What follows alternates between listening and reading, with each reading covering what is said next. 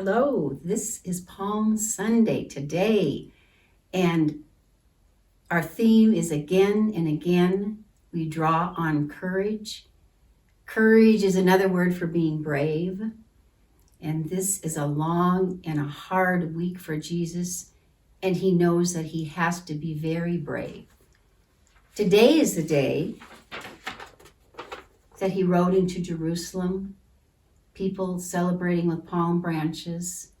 He's leading a protest parade. Remember when we would take our palms and parade to Wingfield Park and have a special church service?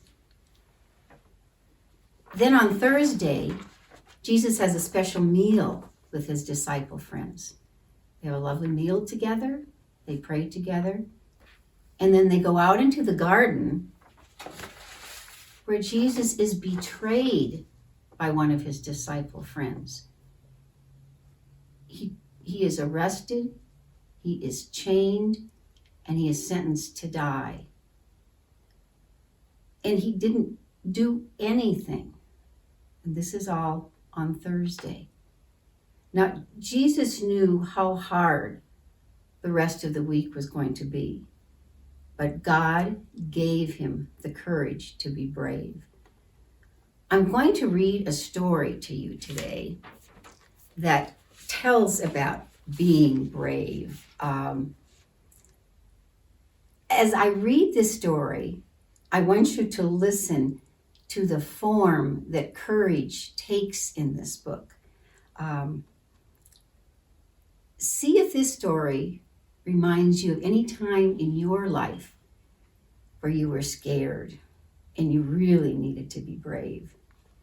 The name of the book is, and this is the dust jacket of the book that I'm reading from. It says, When You Are Brave, and it's written by Pat Zeitlo Miller and illustrated by Eliza Wheeler.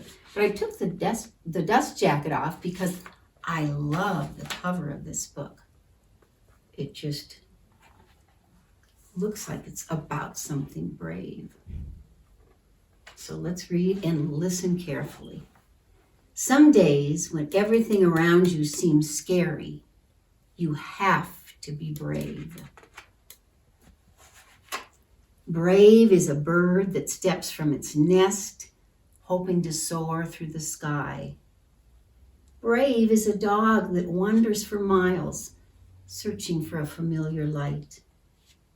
And all the things that are being packed. Brave is a caterpillar that builds a bed, wondering when will it wake? Because some days are full of things you'd rather not do, like plunging into a pool all by yourself, hoping you'll swim and not sink, or standing alone in front of a cloud searching for one friendly face, or boarding the bus and riding to school wondering what lies ahead. At times like these, the world can seem too big, too loud, too hard, just too much. While you feel too small, too quiet, too tired, and not enough. On those days, look deep inside to find the courage you need. It may be hidden away, but if you close your eyes and breathe, you will see it shining its light in the dark. Warm, steady, safe. Your light might be small to start, just a spark, but you can turn it into a flame. Picture it in your mind. Oh, I love the wings. Then imagine it becoming bigger and bolder.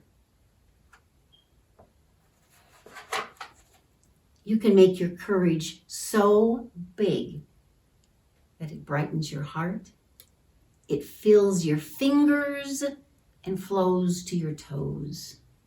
Oh, I like how the pages are getting brighter. Think about what you're good at, something you love, or someone who loves you.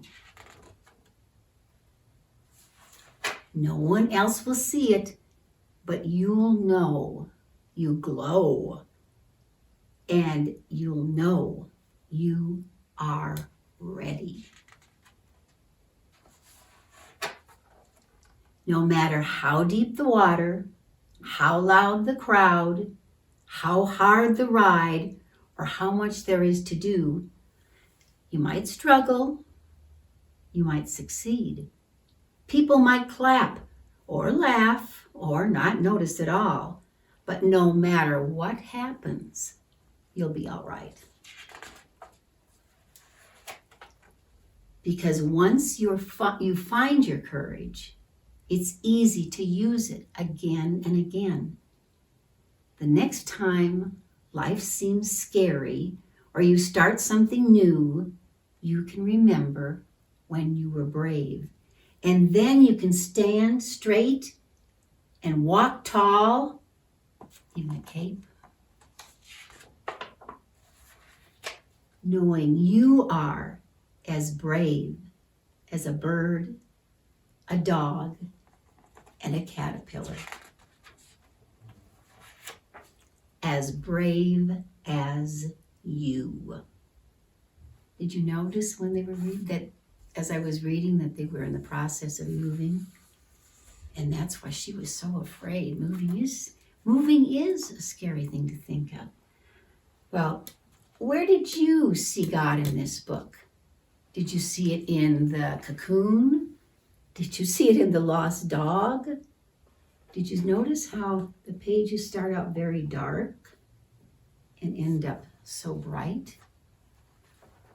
I liked this page with the little light in the heart, because we sing songs about that. Remember, this little light of mine? And we sing, shine, Jesus, shine. And don't worry, kids, I'm not going to sing. You've all heard me sing, and I know you don't want to hear that. We surround ourselves with loving family and friends who help that flame to get bigger. They help that flame of courage to grow. We pray to God to thank Him for the courage to do hard things. And we also pray to God to help us when things get really scary.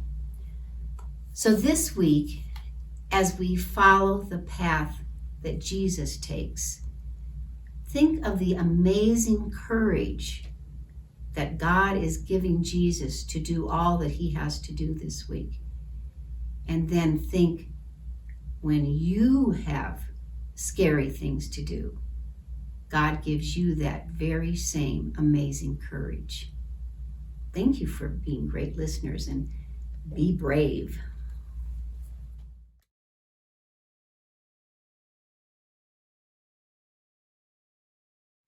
Today is the day he leads a peaceful protest.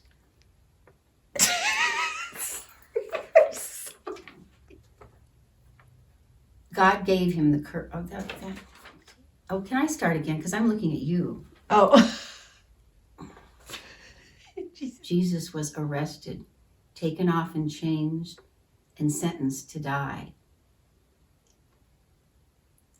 Now, And he didn't do anything wrong. and he didn't do anything wrong. Would you just fill in?